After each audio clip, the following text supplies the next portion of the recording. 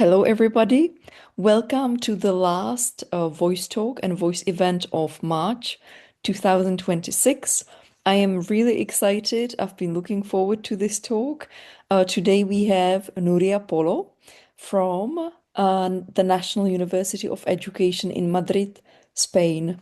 And Nuria focuses on voice studies and also Spanish, phonetics, phonology, linguistics. I have now known Nuria for several years, and I always feel we have such great discussions. And Nuria has also organized a really nice event on voices and gender on the International Gender Day. No, Voice Day on the International Voice Voices. Day. So Nuria's interests very much lie also within gender studies, gender representations, and linguistic variation. Nuria has also published work on voices and the menstrual cycle. And yeah, as I said, Nuria works on Spanish, but she's actually also published on Portuguese. Well, we have Right. that, yes, about And the Basque. COVID. Yes. Yes. Oh, very exciting. Um, Yes. And I also discovered that it's not the case that you only focus on phonetics and phonology. You have also published research on Spanish adverbs and morphophonology. So you really Well, have the beginning of my career. no, but you seem to have a super broad scope. And also, I haven't mentioned yet that you've also done work on acquisition and bilingualism. So, ooh, yes. Oh, and Nuria is an associate professor in Spanish language and general linguistics. Mhm. Yes. And today, ooh, and the cat has arrived and he meows to say, yes, it's true. Um, and today, Nuria is going to tell us about, about, ooh, Shall I share my screen? yes, voice-related gender beliefs in Spanish speakers. Exactly. Thank you very much, Misa, for this kind presentation. It's a pleasure to be here today sharing my work with all of you. And this small presentation is part of a bigger project called Gender Stereotypes in Women Voice and Speech, funded by the Spanish Ministry, who I am the PI. And this piece of research I am presenting you today is already published, but is published in Spanish. So I think you cannot read it. So it is a pleasure for me to present it today in English to share my work with this international community. So what we are talking today about is about beliefs in voice and speech. A belief is extracting information that fits our expectation about something and ignoring the rest. The problem with beliefs is that sometimes can be or could be a stereotype, and voices is not an exception. The study of beliefs in voices is not something new, but it has been paid less attention than visual beliefs.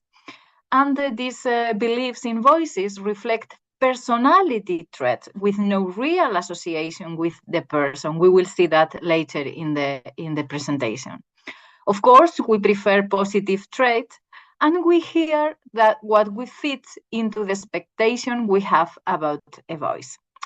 The problem is we apply them even if the person does not fit into this category, and we create an attitude about this person or this category. And sometimes this attitude is not positive, could be negative.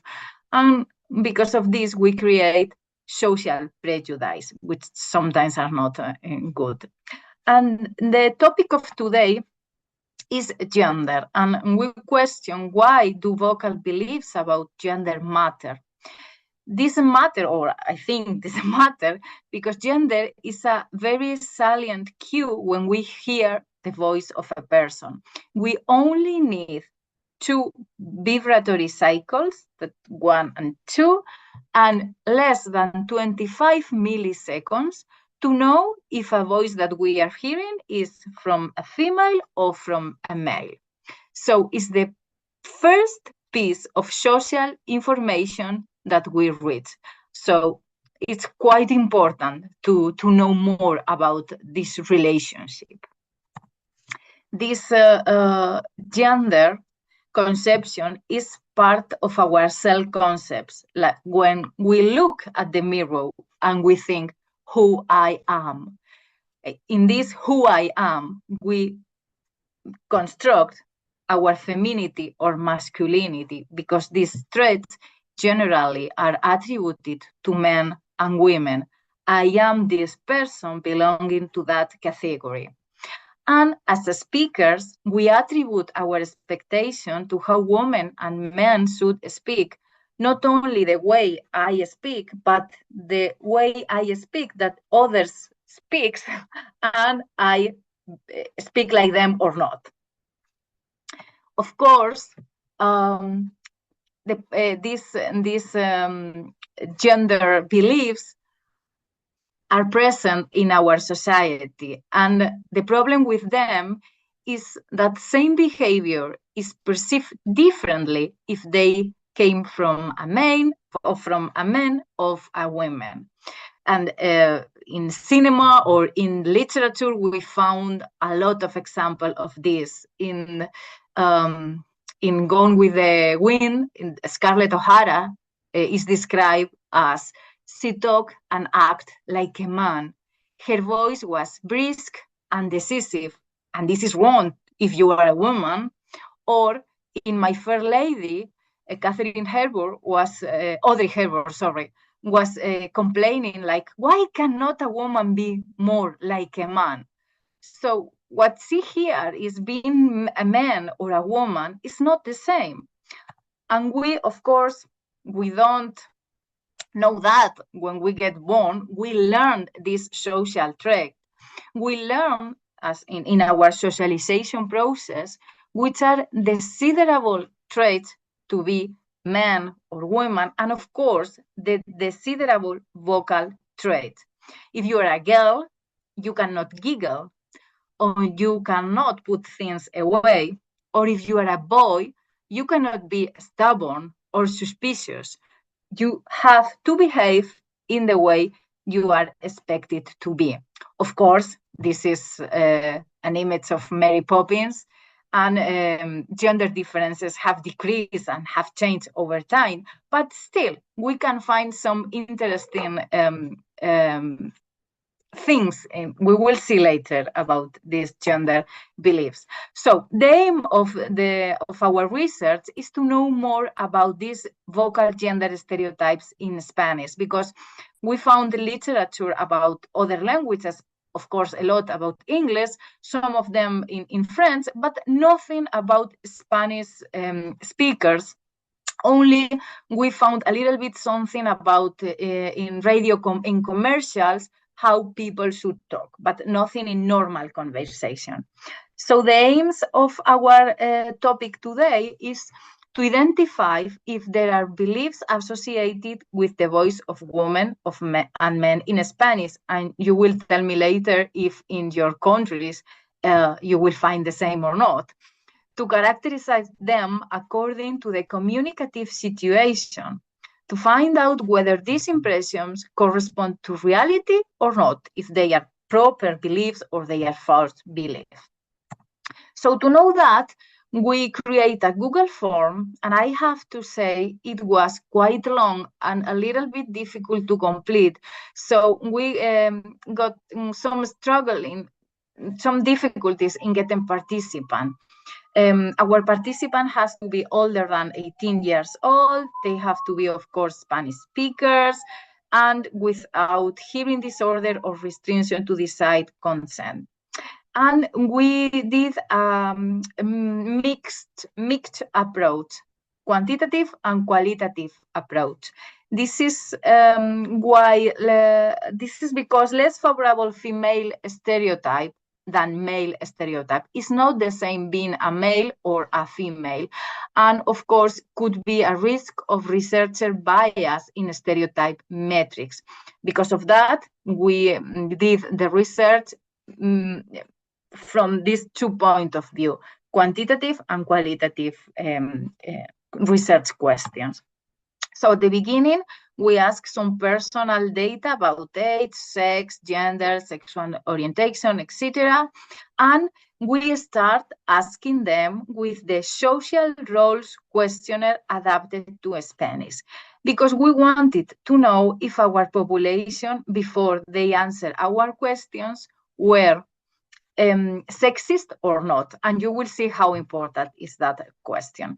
We start the questionnaire asking some open-ended question about the vocal self-concept about our participants, because the beliefs our own voices could interfere in the answers, and especially for women, because the gender of the speaker weighs more for them.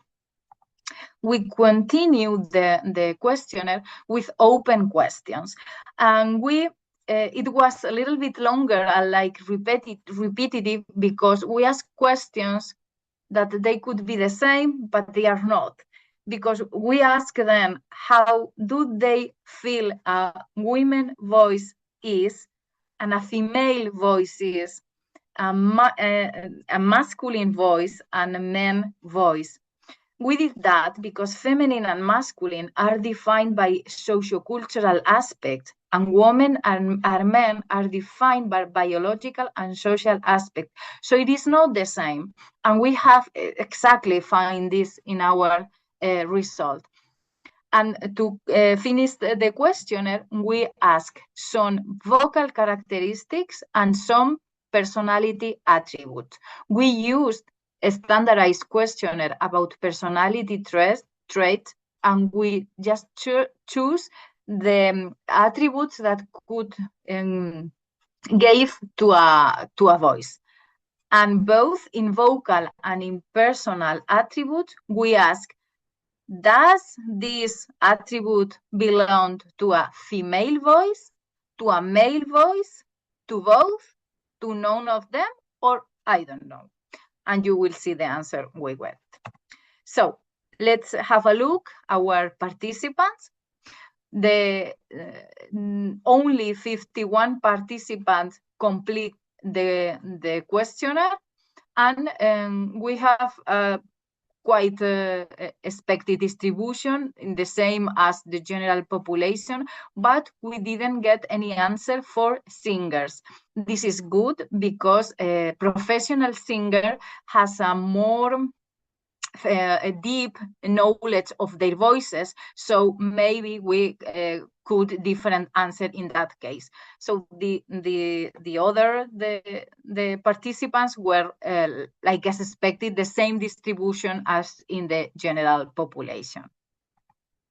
So if you see the first questions, we have more answer from females than for males, which is quite habitual in this kind of questionnaires.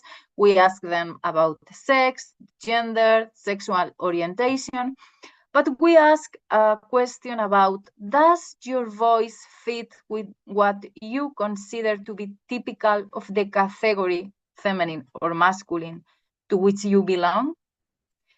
63, nearly 64% of female says yes, as compared to 88 of males saying yes. So we can see that females do not consider their voices are typical in more situations than when we compare to males. And the ones who answer no, it doesn't fit, again, most of the answers saying no when we compare females and males are again from females. So it's females are not happy with their voices in between 25 and 30%, which is a higher percentages. if we look in detail that we answer these females that said, my voice does not belong to my category, they said like two groups of answer. Some of them said, I would like to have a deeper and powerful voice, a forceful full voice, an effective voice, a voice which transmits more confidence. One of them said, well, it's part of my personality, which is good or this is bad. And in the other group, we have like, well, my voice is too soft, too pleasant, too melodious. I would like to have it less deep. It's calm. You see, most of the questions are related to the same concept. We will discuss it a little bit later. And when we look at the males, the one who said, I don't like my voice, or my voice doesn't fit my category, we have only 10% of males saying that. One of them, and if you look at the years, all of them were quite young. One of them said, well, I would like to have a voice less affected and declare himself bisexual. And other one said, I like to have that voice of Iñaki Gabilondo. Iñaki Gabilondo is very famous radio broadcaster in Spanish with a very deep voice. So that is like the prototype of a male voice they used to have. But as you see, the answer that males said to that question is a little bit different from the females. We will see that a little bit later. And if we continue to looking at the answer about themselves, when we ask the question, do you like your own voice? Most of the answers saying no are females. And the answer about negative evaluation or negative feedback, again, are always from the females. And these questions that reflect the stereotype about women are the one who talk a lot. Women said yes. If we compare, women believe in a 60% as compared to males, that they talk a lot. And no man believes that he is interrupted by a woman, but nearly 20% of women believe that men interrupt them. So these kind of questions, we did it because there is some self-enhanced bias in vocal attribution, but as you can see, women do not have that self-enhancement. So we can be more or less quiet, or that their answer would be satisfied. So remember that we ask them a questionnaire about if they are sexist or not. This questionnaire is, I think the original version is in English, and there is this adaptation in Spanish, and it's divided in two groups, questions about egalitarian attitudes, with a range, the maximum is 25, and we got, without difference between male and females, and nearly 24 of the answer in this egalitarian attitude. So we can say, okay, our participants thinks that they are equal. Men and women are equal. When we ask about the sexist questions, that do you think that men and women are different, or women have to do blah, blah, blah? Of course, all of them say, no, men and women are equal because we are not sexist. The smallest number that we can get is 8, and we got a mean of nearly 14 points. So it's okay. Our participants declare themselves not sexist. So if we have a look, the open question we ask them, we expected to have impressionistic level. Our participants are not phoneticians, and they don't know the technical names from the voices or everything. And we ask them, what is a female voice, a male voice, woman voices, men voices, and we get that answer. Male voice, masculine voices must be low, monotonous, fast, strong, powerful, firm, direct, penetrating, forceful, confident, serious. And a masculine voice is not a voice of a young male speaker, because these speakers have strident, energetic, fast, strong, little articulation, arrogant, insecure voices. When we ask about women, we found a very different picture. The female voice is a voice of a young female, is like melodious, musical, bright, shrill, energetic, clear, delicate, swift, soft, sensitive, pleasant, emotional, smiling, warm. As you see, these attributes are different between men and women. And we think they did that because they did a match, or in our minds, the representation of femininity is a synonym of fertility. These differences between gender disappears when we get older. When we get older, the voices are expected to be husky, trembling, tired, protective, quiet, elegant. And here that emerged another stereotype of being old, but this is another topic. I'm not talking about that today. When we ask an open question about a specific context in conversation, we ask our participants if they think that the voices of men and women are equal or different in a formal conversation and in a colloquial conversation. And they said, no, there are no differences between women and men in a formal conversation or in a colloquial conversation. But when we ask them about a formal conversation, when one of them is in a power situation, like you are a CEO in a company, especially men say, oh, in that context, voices are not equal. And what that means, that voices are not equal. When we ask, how is the voice of a female boss, they said, we expect this voice with no stridencies, not too high pitches, no shouting, control transmitting words, and without hesitation.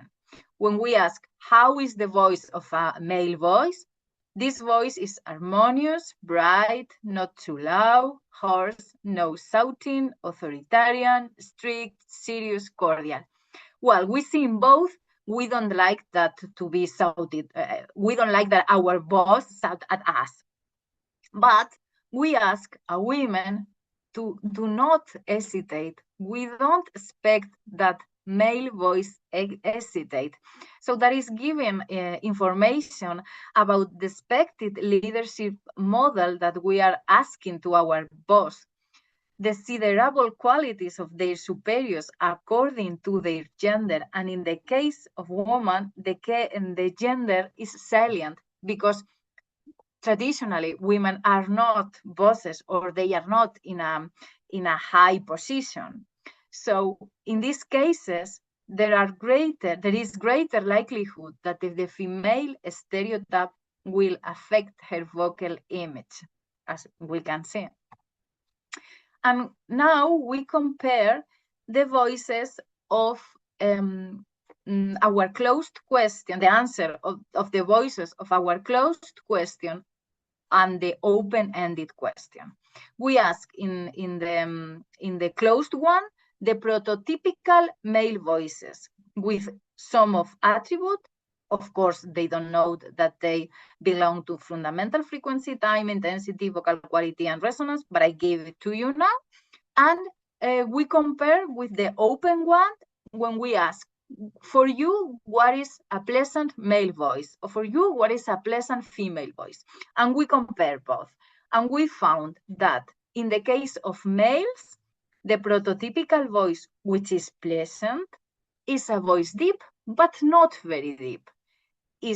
Men are supposed to speak in a monochord way, but we would like to be a little bit more melodious or expressive, a little bit more quiet. Of course, no loud volume. And men talk with a rough, hoarse voice, and we would like not to be very much, and with a resonant and full voice. We think that is because the more prototypical the voice is, the greater the vocal attractiveness. And nice voices are good, and that is what I like. We prefer positive traits. We think that is quite expected. And in the case of females, we found a little bit more the same. We like voices, in the case of females, high, but not very high. Estrident, but not too much. And this is contrary to the males. Prototypical female voices are variables, and not monochords, and in the case of males. They speak fast and they speak soft, but their resonance is not full. It's not like in the case of men. Women do not fill into the space.